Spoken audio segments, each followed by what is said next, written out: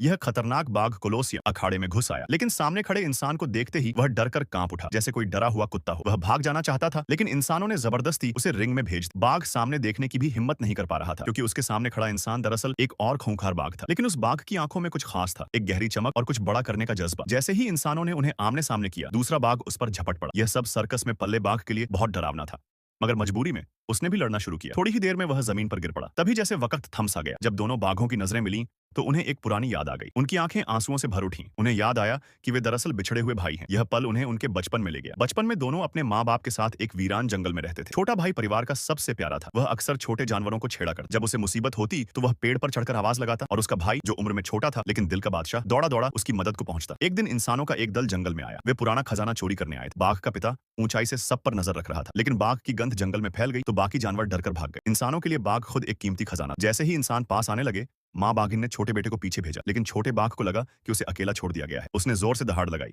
जिससे इंसान वहीं पहुंच गए। पिता बाघ दौड़कर एक इंसान पर टूट पड़ा, लेकिन उसकी पीठ में गोली लगी और वह वहीं मारा गया। छोटा बाघ उसके शरीर के नीचे छिप गया, लेकिन उसे पता ही नहीं चला कि उसके पिता अब नहीं रहे। इंसानों ने उसे पकड़ लिया और ले जाने लगे। उन्होंने बड़े बाघ को भी पकड़ लिया।